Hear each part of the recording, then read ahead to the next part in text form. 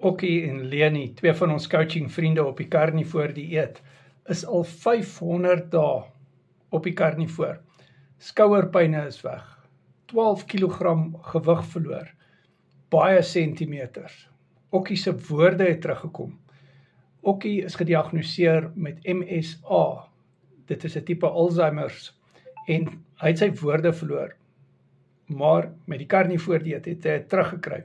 Hulle is op baie van die bootcamps, op die mindset bootcamps, Okkie en Leni, en julle kan met hulle praat. Hulle stap elke dag 8000 meter.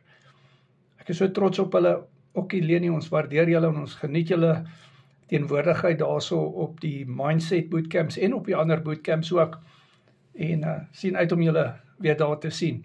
Daar is nou nog 'n Okkie op die bootcamps.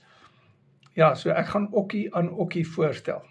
So, welgedaan Okkie en Leni, mooi dagie daar vir julle. Okkie het natuurlik ook sy diabetes omgekeer met die Carnivore dieet.